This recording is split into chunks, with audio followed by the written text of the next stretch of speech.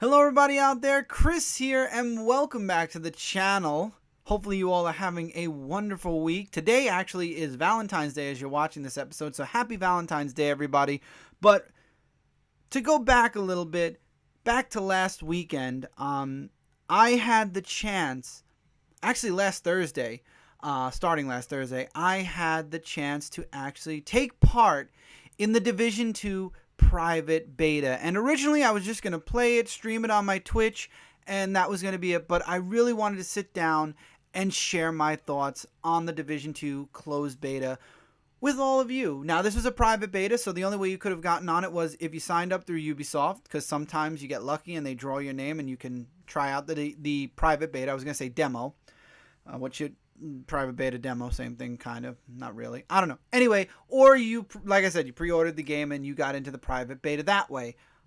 So I did both. I actually signed up and pre-ordered the Division 2 for PlayStation 4, and I was eligible to do the private beta, which went from Thursday all the way through till 3 in the morning on Monday. And I have to say, I personally had a blast. Now, before I even get into this, I have to put a few precursors in. Number one, the gameplay you're watching right now is gameplay that I streamed on my Twitch channel. If you'd like to check out the videos, they're over on twitch.tv/Dark Avenger Gaming, or you can go on Twitch and just look up Dark Avenger Gaming. I'm there. Link is also in the description for my Twitch channel.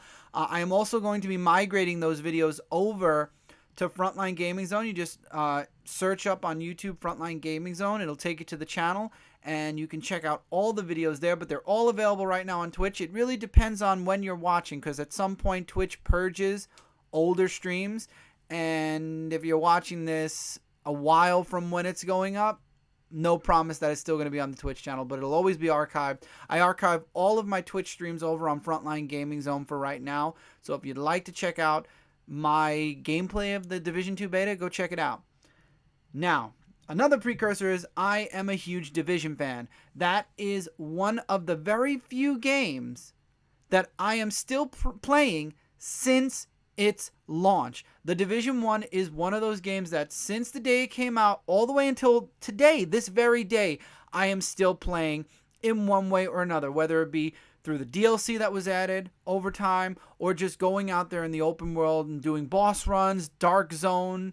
There's a lot you can do in the Division. There's a lot that you can always find to do if you have an interest and an enjoyment. When it comes to Division, there's never nothing to do. And if you ever do feel the need, like I have no clue what I want to do, or there's nothing for me to do, then for the time being, maybe it's time. Maybe you need to put the game down for a while. But for me, I never ever had that problem. The only time I ever had to walk away from Division was when other games came out and things got really busy as far as playing other games. But I always found my way back to the Division. So, of course, with the Division 2 coming out and after playing the beta and being a huge Division fan, I'm going to recommend this game to anyone and everyone because I am a huge fan of the Division. And right now, the Division, on top of other games, is getting a bit of heat for multiple reasons. A lot of people weren't a fan of the Division. Now, one thing I have to say is do not go by all the comments you're seeing on the Division 2 trailers. I've seen a bunch of comments that make absolutely no sense, from microtransactions that are pay to win, which the Division was never pay to win. Everything that was microtransaction was cosmetic, to people complaining that if you pre-ordered the Division 2 and got a shotgun, you wouldn't be able to kill the hoodie axe guys, which are known as hunters, and they're a part of the Division 1, not the Division 2, because the hoodie axe guys are part of the Division 1 only. So again, you can't really go by comments. I would say check out some gameplay. Now, as somebody who is a fan of the Division, I enjoy it. I'm excited. And you know what I can recommend? If you're still on the fence about getting to Division 2, what I can recommend that's absolutely 100% free is the Division 2 Open Beta, which is going to be running from March 1st all the way through until March 4th. So what I will recommend is checking out the Division 2 Open Beta. Then it's free. You can play exactly, if not more. I don't know what they're planning for the Open Beta, if it's the same, if they're going to put more, if they're going to put less. But if you are on the fence still, or if you need some convincing, check out the open beta and formulate your own opinion on the game. Trust me on this. The Division is giving you a chance to play a portion of the game to formulate whether you want to get the game or not almost 2 weeks before it comes out. Take advantage of it. I recommend that highly. Do I recommend the game though? Yes. But if you don't want to go on just, a person who played the beta and is a fan of the Division, I highly recommend checking out the open beta. Now, that's enough of that because we've been going for already 5 minutes talking about that. Let's talk about the private beta. I had a blast. From the moment we started the game, myself and my friends, I have one of my friends, Alan, who was with me, and he's another huge fan of the Division. We went into this world, and for the first while that we entered Washington, D.C., after doing the intro that brought us to the base of operations, when we finally got to go out and explore, we spent a very long time just exploring the streets, the alleyways, the insides of buildings, the outsides of buildings, the undergrounds, the parking lots, whatever we could.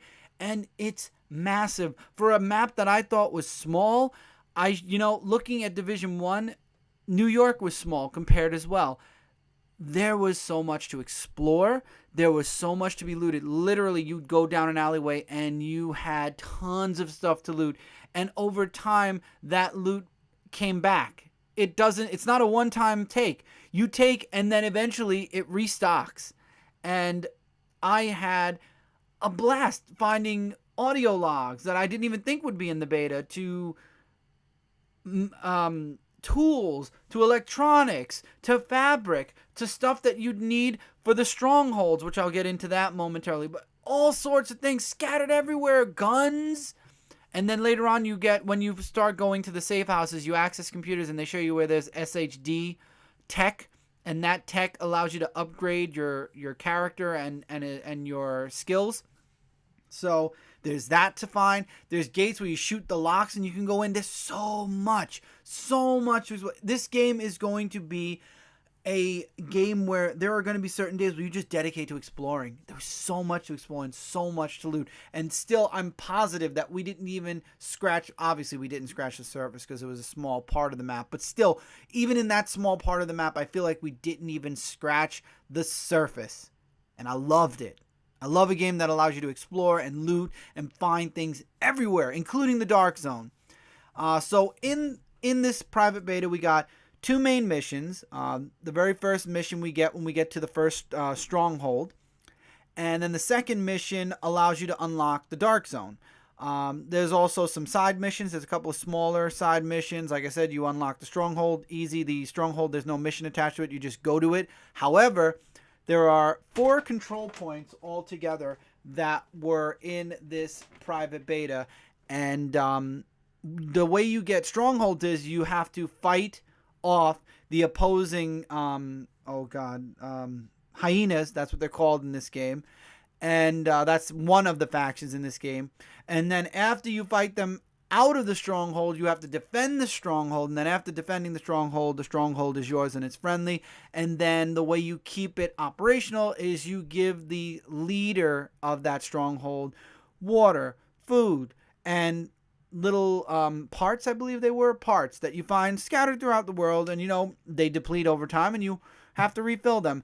I never allowed a stronghold to reach 0 on all 3, so I don't know if that does happen, if you have to go back and retake the control point or not. I will be testing that out maybe in the open beta to see what happens if I just let a control point go all the way down to 0. But I never tested out the ramifications, so I can't sit here and tell you, yes, if it hits 0, you're not going to have, you're going to lose the control point and then you have to go back. I hope not, because that would be a tedious thing when you have multiple strongholds. Figure there's 3 on the first part of the map that we're on and 1 right near the base of operations. That's already several, unless all of them are linked together and basically all you have to do is give to one and they share with all the others.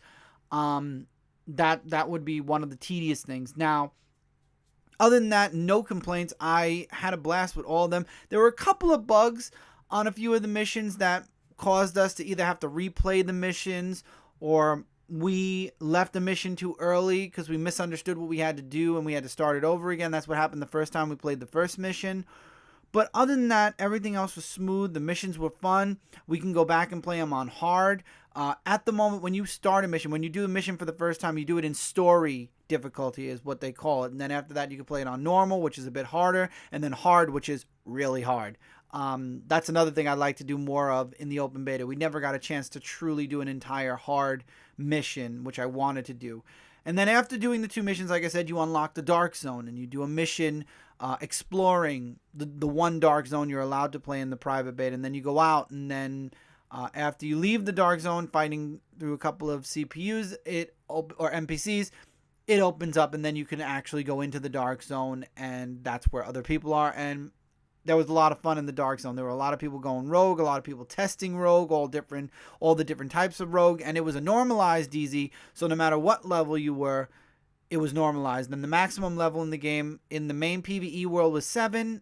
In the Dark Zone, it was 10. And everybody reached max level by the end, I would like to think. I didn't really spend a lot of time in the Dark Zone like I wanted to, but the Dark Zone was fun, though. I mean, we had a good time. I mean, we didn't have a chance to go rogue, but we did fight rogues. We did a couple of manhunts. We even took down a couple of landmarks, and we had a good time. I think we extracted once or twice. I think we only did it once on stream. After that, everything else was off stream. I did a lot of DZ off stream, but I had a great time with that. And then also, I did stream one multiplayer. That was the one thing I didn't have a chance to play too much of, which was skirmish. You could do skirmish or domination. I believe we only had skirmish in this beta. I did one match. I streamed it. I'll put that up while I'm talking about it now. I had a good time. Again, I think it'd be better playing, obviously, any game. You say playing with friends is better. It's true. But in this case, also having the communication for team versus team would have been better. Nobody was really communicating because we all probably were in our own private parties. But it was fun. I'm glad that they put PvP, like skirmish and domination, in the game at launch. Instead of people just PvPing in the Dark Zone, you have a choice of Dark Zone or straight up PvP. I had a great time. Now, of course, there were bugs. There were a lot of bugs in the game. There were from people floating in midair to cutscenes to deltaing. The first couple of days, you would get kicked out of the game. You know, a couple of server issues, and then the biggest bug, and the one that I hope they fix before even the open beta, is the friend joining or joining friends or anything. The only way that we were able to join one another was to go out into the PlayStation menu, see that we were playing a certain game, and using the PlayStation menu to quote-unquote join session. There was no way in-game for us to join one another because it was bugged out. And I'm sure that's something that the developers are already fixing up or trying to work on now that the closed beta is now that the private beta is closed. And I'm hoping that with the open beta, that was the biggest bug. Honestly, that was the biggest bug, and I'm hoping that issue, that big bug, is taken care of now. Another thing, I gotta give props to the Division team, the Division 2 team. Every night for 2, 3, or actually one night was 4 hours, they put the servers down and they did scheduled maintenance. Every night of the private beta, they went down for a time and tried to fix as many of the bugs as they could. Unfortunately, I guess the friend one was one of those bugs that they needed a lot more time to fix, but they showed, a lot of people complained, a lot of people said give us more time, and they actually did extend the beta. The beta was supposed to end on Sunday morning. It ended on Monday morning. They gave a whole other day, which was another thing that was very nice and wasn't, they didn't have to, they chose to. And they were live streaming all weekend as well. It was a 24-hour, more than 24 hours. It was the whole beta. They were live on Twitch, the Twitch team playing the game, the developers and whatnot. And I got to give them props. A lot of people were ragging on them for doing maintenance on a beta. I give them props and respect for taking the time all 5 days that the beta was up to shut down the servers, do as many fixes as they could for a private beta. Private beta that wasn't even the full game. They took the time to work out all the bugs that they could in that small, short span of time. And people were complaining, and they had to deal with that as well. And I got to give the developers massive respect and massive props for doing that. It truly made the beta, by the end of the beta, enjoyable, because a lot of the bugs were being worked out. Now, obviously, newer bugs popped up as some bugs were being fixed, but that's normal. And again, it's a beta. They wanted us to break the game. They actually begged players to break the game, so this way they can fix it. Any bugs that we find, they can fix it. And a lot of people were reporting bugs all weekend long, myself being one of them. And I think the Division 2 is going to come out stronger because of that. And I even think the open beta is going to come out stronger because of that. This is an enjoyable beta, regardless of the friend bug, regardless of the bug. Now, one other thing I didn't mention, and now this is where things got a little hairy. When you beat the second mission, they gave you an end game, because at the end of the game, you get to pick from one of 3 classes: sharpshooter, survivalist, or grenader, or I forget, the demolition, I'm sorry. And I think the strongest class that was there was the sharpshooter, which is the one with the sniper rifle. The end game is basically, they show you what happens when you beat the Division 2. When you beat the Division 2, a new faction takes over Washington, D.C., and they start to blend in to the open world as well. And they are the equivalent, if you played the Division 1 and you know who the LMB are, they are the equivalent of them, but harder. From robots to what they call dogs to straight up Terminator mini robots with machine guns and everything. This is a true threat and a true, I tell you, when the levels start going to challenging, it's going to be all this faction. And the end game was frustrating and hard, and a lot of it wasn't anyone's fault. Again, this is the end game, so they had to just provide you with whatever they could as far as end game gear, end game weapons. And looking at the weapons and the gear, a lot of what was given to us in the end game are weapons I probably would never use. I would say the Covert SRS was the only gun I could see myself using. Other than that, a lot of the gear and guns were things I normally wouldn't have at that point, when I get to that point in the Division 2. But they provided you with something so you can enjoy and play the end game and see what this big enemy is going to be after you beat the actual story mission. And it was hard. And anyone who watched the stream saw it got frustrating. We all got frustrated at some point or another. And I actually beat the end game for the first time off stream, and then and as I'm talking about it, I'm going to share it on screen.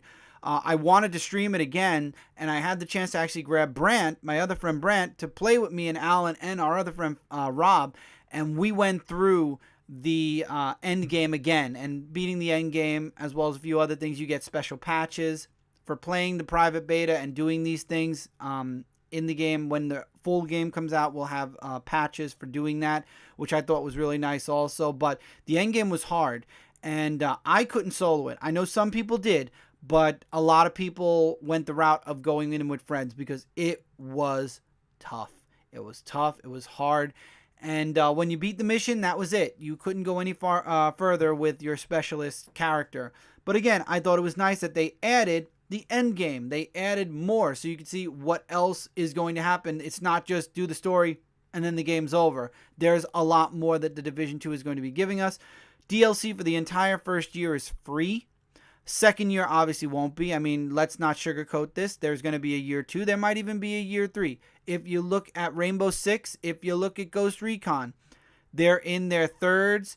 And I believe Rainbow Six is celebrating, as we speak right now, their 4th year.